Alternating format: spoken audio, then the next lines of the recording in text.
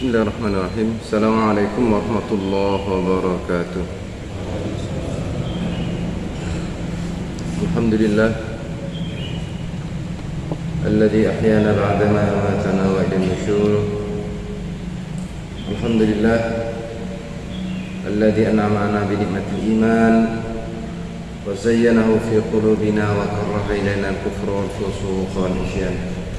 ونحمده ونستعينه ونستغفره ونتوب إليه ونعوذ بالله من شرور أنفسنا وسيئات أعمالنا من يهد الله فلا مضل له ومن يضلل فلا هادي له نشهد أن لا إله إلا هو وحده لا شريك له ونشهد أن محمدا عبده ورسوله لا نبي بعده اللهم صل وسلم وبارك على هذا النبي الكريم وآله وصحبه والتابعين wala kulli man wala ila yaumiddin. Amma ba'du, fa ya ma'asyar mu'minin rahimakumullah, usini wa iyyakum bi taqwallah wa qad fazal muttaqun.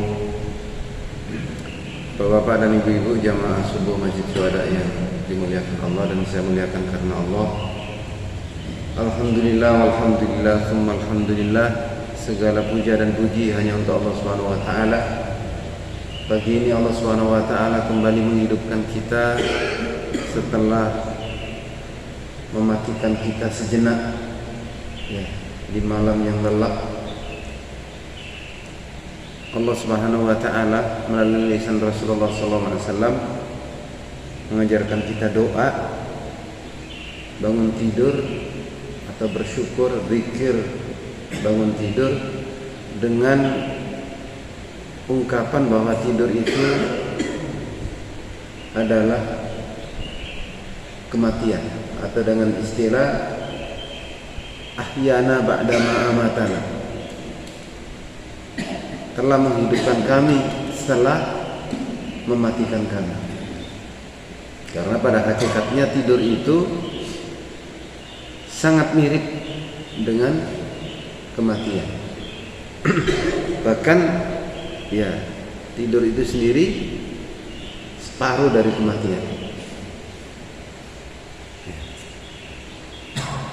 Kita dihidupkan kembali, diberi kesempatan untuk beramal, dan ini adalah nikmat yang luar biasa, nikmat yang tak terhingga ya.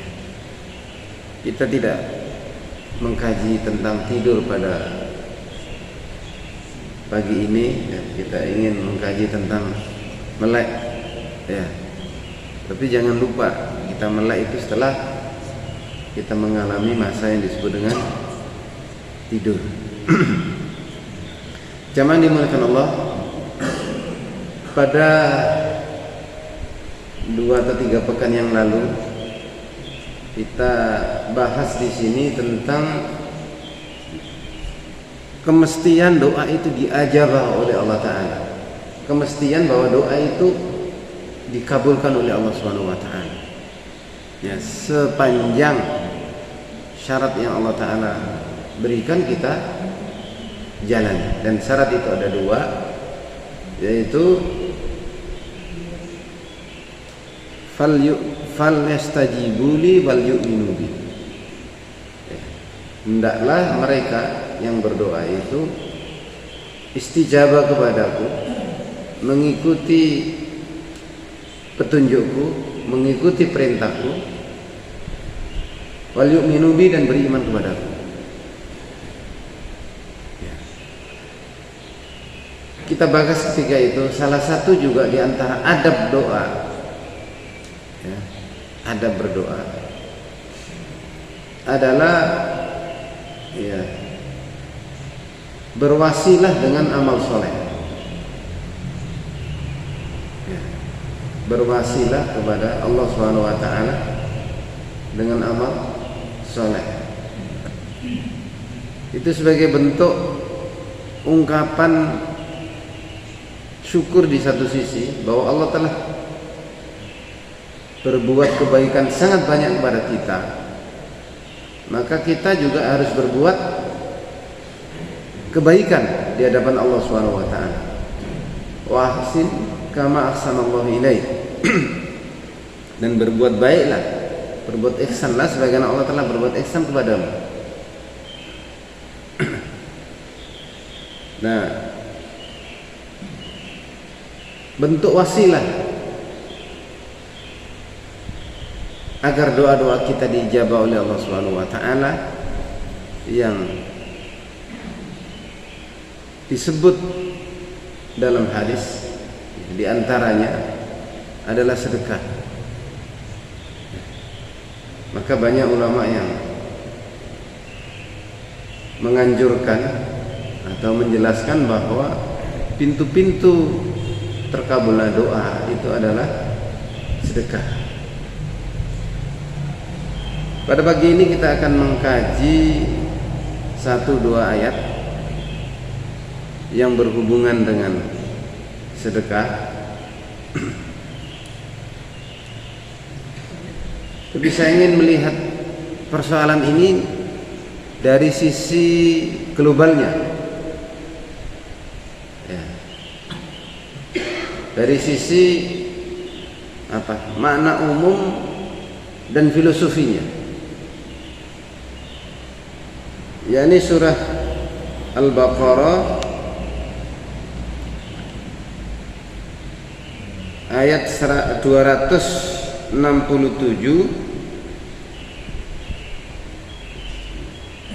268 dan 269.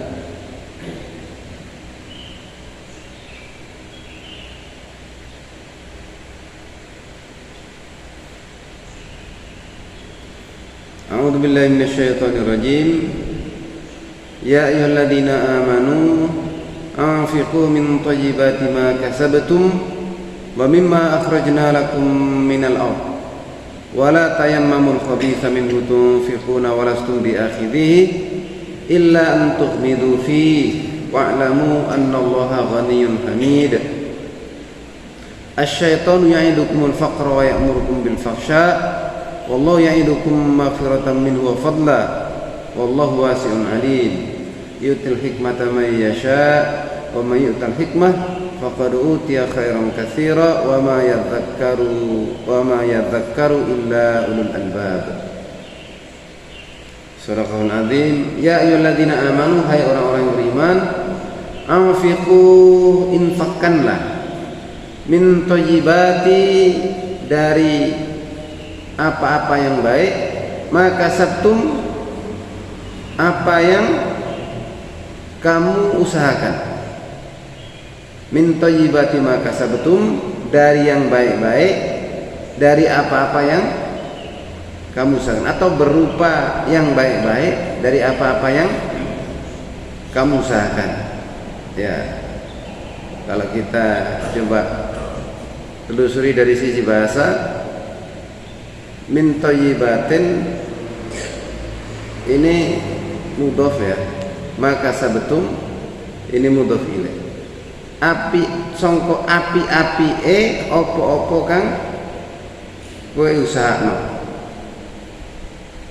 Ya, maksudnya segala sesuatu yang kita usahakan, maka yang baik-baik, ya keluarkanlah dari yang baik-baik atau dari usaha-usaha yang baik-baik. Wa mimma akhrajna lakum minal ardi, dan dari apa-apa yang telah kami keluarkan bagimu, minal ardi, dari bumi. Maksudnya tumbuh-tumbuhan, tanaman, ya, yang Allah Ta'ala sediakan sebagai rezeki bagi kita, ya, hasil tanaman maksudnya. Wala tayammamul khabitha, dan kamu jangan memilih yang buruk, yang jelek, minhu, dari apa-apa yang kami keluarkan dari bumi ini, ya, yang kami keluarkan dari bumi itu, tunfiquna, kamu sedekahkan, atau jangan menyedekahkan yang buru-buru, ya. Walastum biakhidhihi illa antukhmidu, sedangkan kamu tidak mau, ya, mengambilnya kecuali dengan memicingkan mata. Artinya kita sendiri nggak mau. Kenapa kok diberikan kepada orang lain? Karena memang yang buru-buru tadi. Wa'lamu annallaha ghaniyyun hamid, dan ketahuilah sesungguhnya Allah Maha Kaya lagi Maha terpuji. Ya. Maksudnya Maha Kaya Maha terpuji bahwa Allah Ta'ala itu tidak membutuhkan infak kita. Kitalah yang membutuhkan infak kita. Loh kan yang butuh infak kita kan orang lain, orang yang diberi, mustahik. Ya. Secara kasat mata memang nampaknya seperti itu. Tapi sesungguhnya kitalah yang membutuhkan amal kita. Ya. Allah sama sekali tidak membutuhkannya. Ya.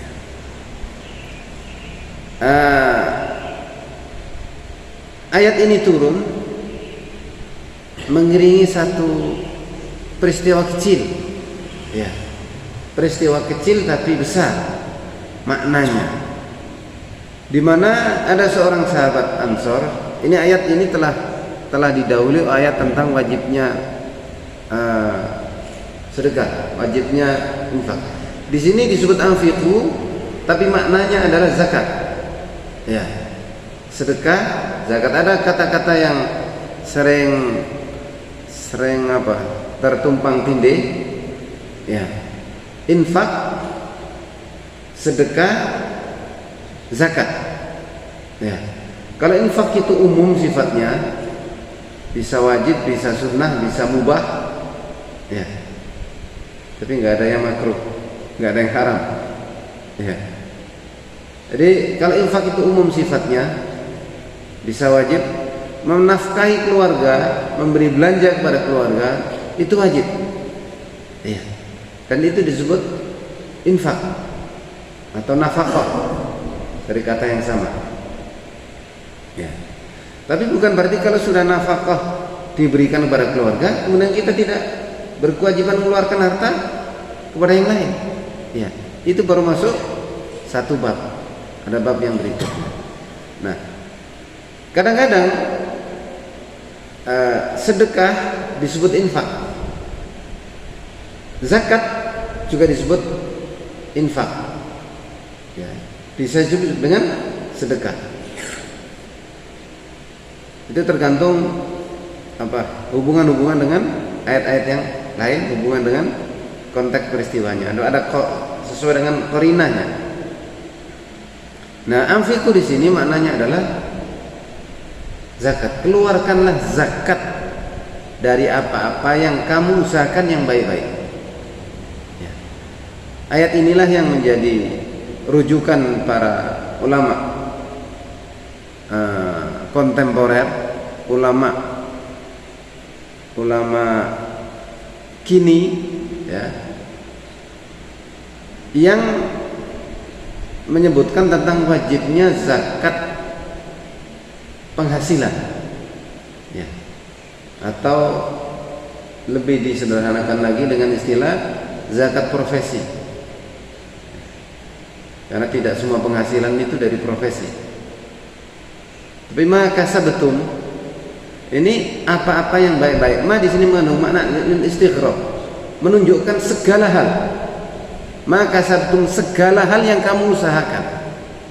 Maka apapun yang menghasilkan uang dari usaha kita, maka uang itu masuk kelompok min thayyibatin maka betul.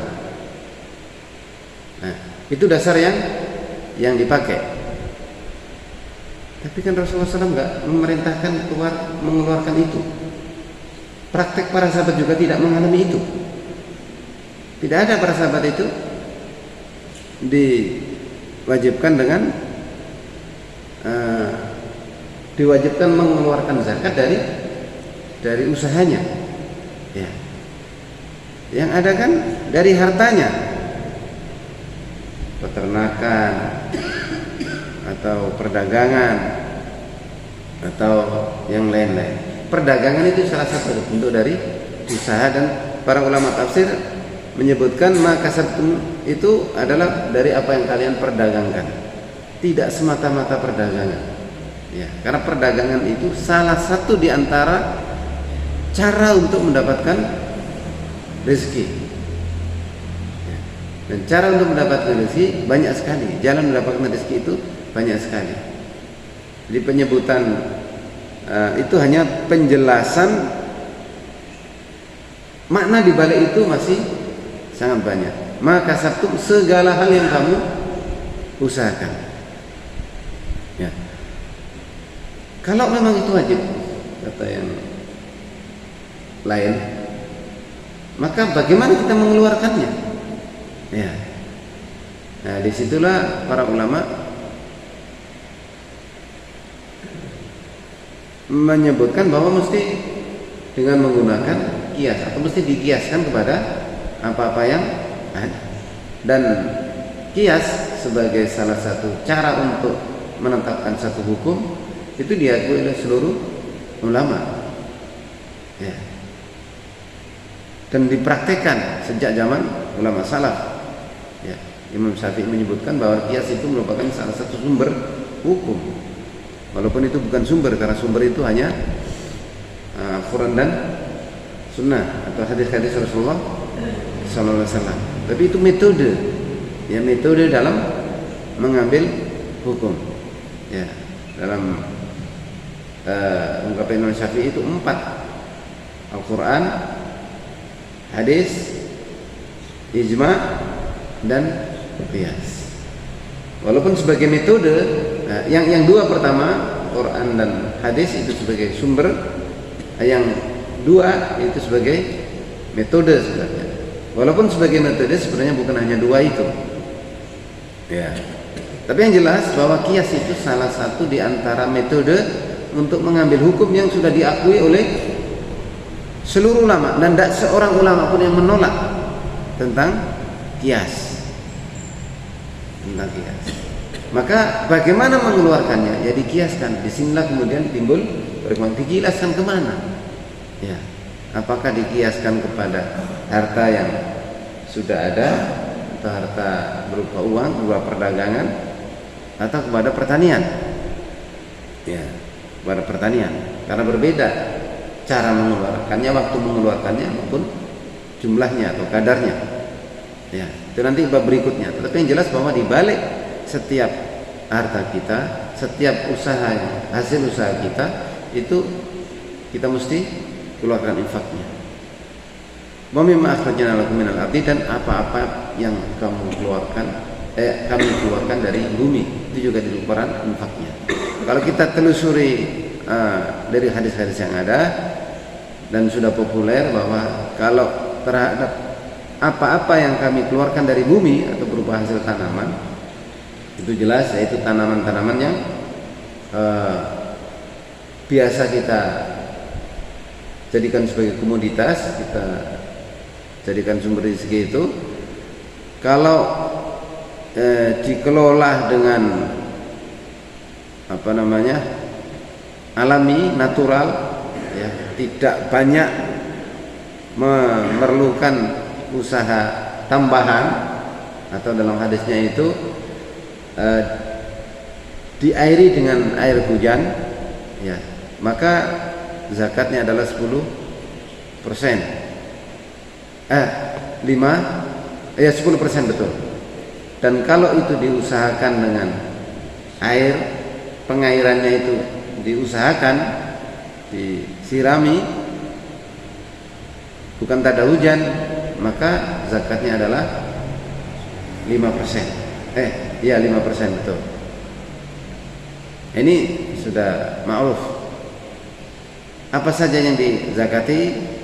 Ya, pada prinsipnya semua, tanpa kecuali. Semua apa yang masuk kategori itu hasil bumi, ya, wajib zakati. Dan kalau itu diusahakan dengan tada hujan, atau istilahnya sekarang ekstensif, 10%. Kalau itu diupayakan dengan intensif, maka itu 5%. Kembali ke hadis tadi. Jadi ayat ini turun setelah ayat tentang wajibnya infak itu sudah keluar. Kemudian para sahabat ya mengeluarkan zakatnya sebagai normalnya. Tetapi ada seorang sahabat, nah ini uniknya kehidupan para sahabat. Kalau disebut sahabat ya itu adalah para sahabat.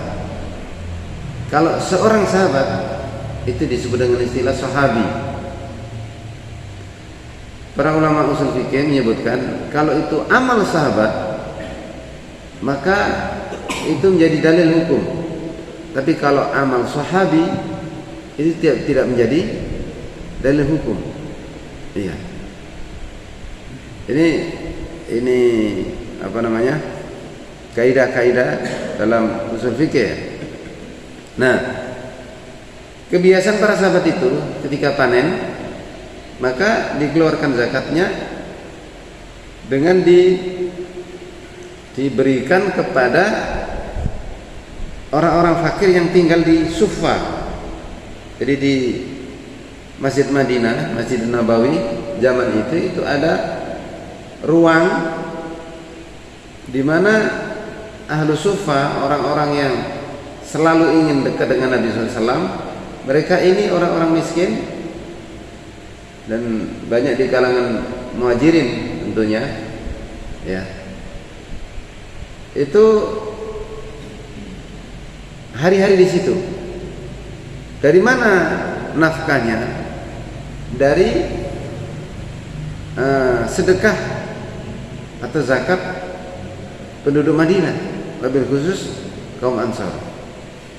Nah, biasanya kaum Ansar meletakkan sedekahnya atau zakatnya ini di situ ada yang digantung di tiang masjid situ.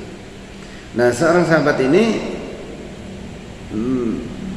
meletakkan sedekahnya itu disisipkan di gantungan yang ada di situ yang sudah ada zakatnya orang lain, disisipkan di dalamnya. Nah, yang disisipkan itu yang buru-buru, bukan hasil yang baik. Nah, maka turunlah ayat ini, min thayyibati ma kasabtum. Sama dibolehkan Allah. Manusia itu diberi sifat oleh Allah Subhanahu wa taala cinta dunia. Semua orang tanpa kecuali.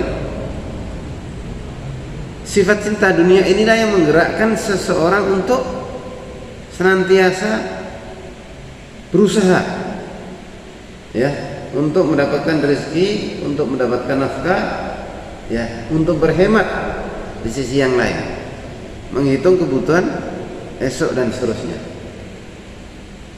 Tetapi dari sifat cinta dunia itu ya, cinta dunia ini bentuk dari penjagaan diri juga sesungguhnya. Salah satu bentuk dari antara amal cinta dunia itu kemudian lahir sifat kikir ya. Jadi sifat kikir itu bukan induk, induknya adalah cinta dunia. Lahirlah kemudian namanya kikir. Nah, kikir itu kalau makna umum dari apa yang sunnah, maksudnya dia tidak peduli kepada orang lain, tidak peduli nasib orang lain. Yang penting kewajiban saya sudah saya tunaikan. Nah, itu masuk kategori kikir. Tapi kalau sampai pada tahap tidak mau mengeluarkan kewajibannya, tidak mau berzakat, itu bukan lagi kikir. Dia sudah menahan hak orang lain ya. Dia sudah sudah kikir kuadrat ya. Jadi kalau kikir itu tidak mau mengeluarkan yang sunnah ya, maka kalau tidak mau mengeluarkan yang wajib, ini sudah kikir kuadrat ya. Bukan kikir lagi, dia telah melanggar kewajiban. Nah, dia sahabat ini karena nggak mau memberikan yang baik-baik, yang buru-buru diberikan, maka disisipkan di tengah-tengah. Nah, turunlah ayat ini. Sama dimulakan Allah Ta'ala. Kita masuk ke ayat 268. Tadi 267. Hubungannya di mana? Asy-syaitanu ya'idukumul faqra wa ya'murukum bil fahsya. Setan, ya, asy-syaitanu setan, ya'idukumul faqra, menjanjikan kepadamu atau menakut-nakutimu, ya, al-faqra dengan kefakiran. Watak asli manusia yang cinta harta tadi, yang cenderung kikir tadi, kemudian diikuti oleh setan yang yuwaswisu fi sudurinas, yang membisik-bisikkan ke dalam hati manusia, minal jinnati wan nas, baik berupa setan jin maupun setan manusia. Kalau setan jin itu masuk ke dalam hati tanpa terlihat, ya, masuk ke dalam pikiran tanpa terlihat, masuk ke dalam seluruh aliran darah di tubuh kita tanpa terlihat, karena memang dia makhluk gaib. Kalau manusia mempengaruhi kita dengan terlihat, ya,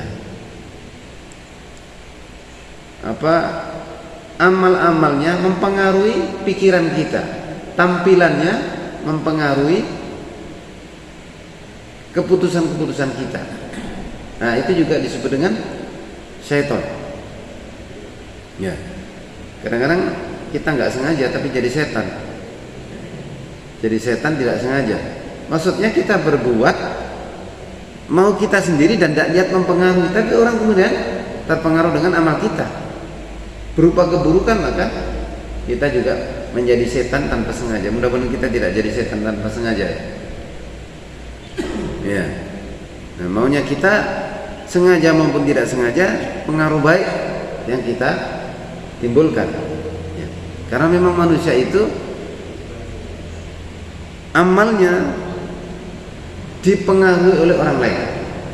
Ya. Sebagai makhluk sosial memang seperti itu. Asy-syaitanu ya'idukumul faqra. Setan menakut-nakutimu dengan kefakiran. Ya.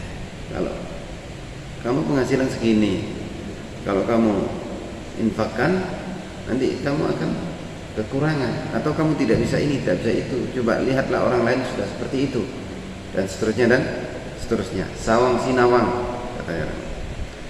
Dan bukan hanya menakut-nakuti dengan kefakiran, tapi juga dengan meringan wa ya'murukum bil fahsya, dan merintahkan kamu, ya, bil fahsya, untuk berbuat keburukan.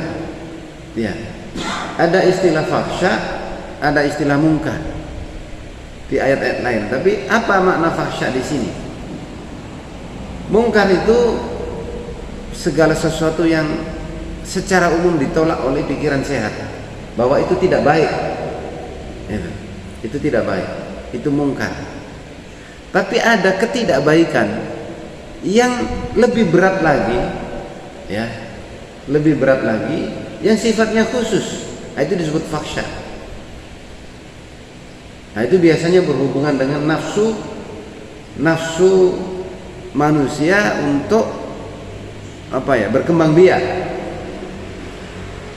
Jadi kalau makan itu hubungannya dengan supaya bertahan hidup.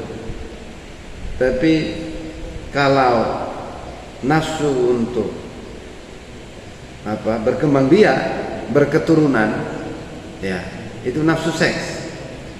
Nah, fahsya ke arah yang kedua, kepada seks. Itu makna umum dalam berbagai hadis, tapi berbagai ayat. Tapi di ayat ini dijelaskan para ulama tafsir, termasuk juga Ibnu Katsir yang saya rujuk di sini.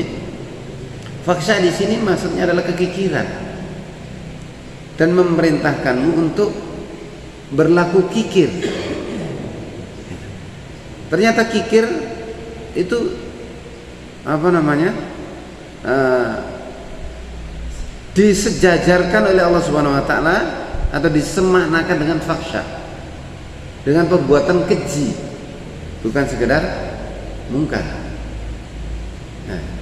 Nah, maka hubungannya dengan setan tadi, ya, itu perbuatan setan yang jangan kamu ikuti, itu anjuran setan yang jangan kamu ikuti.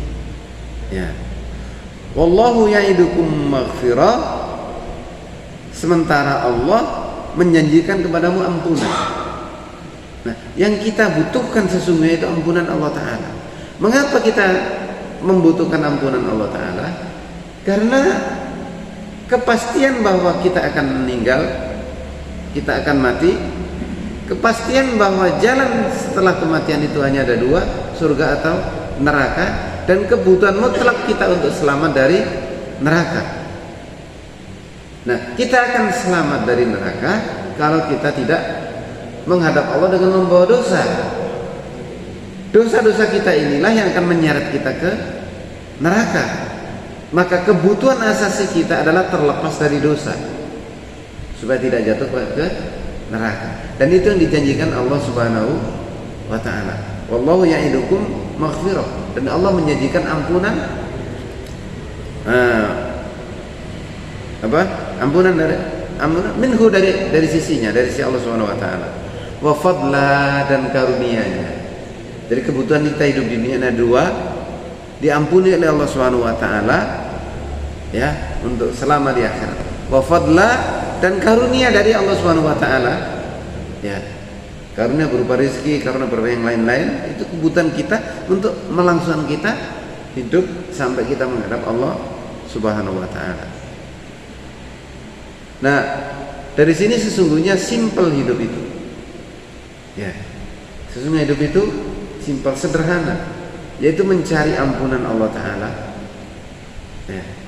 Karena manusia tidak pernah bisa lepas dari salah. Manusia itu tempat salah dan lupa. Al-insanu mahalul khota'i wan nisyan, kata sebuah ungkapan. Kata Nabi SAW, al-muslimuna atau al-mu'minuna khata'un. Orang-orang mukmin, orang-orang muslim itu, ya, khata'un, orang yang banyak salahnya. Khata' bukan khati'. Kalau khati' itu isim fa'il, ya, yang berbuat salah. Tapi kalau khata' itu fa'il dengan sighah mubalaghah, artinya banyak sekali salahnya atau biasa berbuat salah. Jadi selama bernama manusia, maka berbuat salah itu sesuatu hal yang biasa. Lanjutan ayat, wa khairul khata'in at-tawwabun, dan sebaik-baik orang yang bersalah adalah orang yang bertaubat. Maka taubat itu merupakan sifat yang mesti melekat dalam diri setiap orang yang beriman. Ya. Wallahu wasi'un alim, dan Allah Maha luas, ya, lagi Maha mengetahui. Maha luas karunia-Nya, ini hubungannya dengan fadla tadi, ya. Alimun, Maha mengetahui segala apa yang kamu butuhkan, mengetahui segala keadaan kamu. Jamaah yang dimuliakan Allah, yang pertama terkait dengan wajibnya infak, wajibnya zakat, ya. Di sini masuk zakat juga masuk, sedekah juga masuk, ya. Jadi infak itu lebih umum. Yang kedua, di ayat kedua ini bicara tentang godaan setan, gangguan setan, beriring dengan janji Allah dan sifat Allah Subhanahu wa taala yang Maha memberi karunia, Maha luas karunia-Nya. Yang ayat 267 yang pertama tadi itu hubungannya dengan syariat, dengan kewajiban yang harus kita tunaikan. Yang kedua berhubungan dengan akidah. Orang itu bisa mengamalkan syariat dengan baik kalau akidahnya baik, ya. Kalau akidahnya nggak baik akan sangat susah, ya, akan sangat susah. Gangguan ada di satu sisi, Dari diri juga ada watak asasi. Ya, jadi nafsu ada diiringi dengan setan. Jadilah perbuatan yang buruk atau penolakan terhadap syariat. Dan inilah harus kita antisipasi kedua-duanya. Ya, jangan sampai kita terbawa oleh nafsu, apalagi ikut dengan gendang yang ditabuh oleh setan, agar kita semakin jauh terbawa oleh hawa nafsu kita dengan melupakan kewajiban kita. Boleh kita cinta dunia, boleh kita cinta harta, karena itu memang manusiawi. Dan Allah Ta'ala sebutkan memang zuyyina lin-nasi hubbus syahawati minan nisa wal banin wal qanatiril muqantarati minadz dzahab. Jadi dihiaskan pada diri manusia itu hubbus syahawat, kecintaan yang sangat, ya, minan nisa, kepada perempuan bagi laki-laki, begitu juga sebaliknya, wal banin, dan kepada anak, wal qanatiril muqantarah, dan kepada harta yang berlimpah. Qanatir itu jamak dari kontoro. Kontoro itu artinya harta yang banyak. Harta yang banyak dijamakkan menjadi amat sangat banyak. Ya. Qanatir muqantarah lagi, masih dikasih takkid lagi. Ya. Amat sangat banyak. Nah, itu maunya manusia, dan semua manusia memang begitu. Iya. Makanya dalam satu hadis disebutkan, seandainya seseorang itu diberikan emas satu lembah, maka dia pun akan mengharapkan mendapatkan satu lembah lagi berikutnya. Diberi lagi, akan mengharapkan satu lembah lagi. Demikian seterusnya sampai dia makan tanah. Maksudnya dia sampai meninggal dunia. Itu manusiawi kalau ada orang seperti itu, karena memang aslinya diciptakan begitu. Tapi penciptaan seperti itu juga ujian.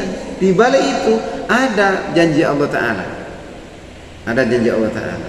Maka jangan terbawa oleh hawa nafsu, jangan ikuti syaitan. Normallah kehidupan, ya, dengan menunaikan kewajiban-kewajiban. Nah itu, jangan.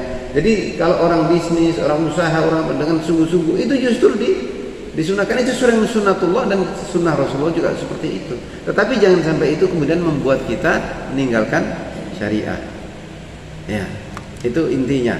Jangan kecintaan kita kepada harta membuat kita menjadi kikir, bahkan kikirnya kikir seperti tadi. Ya.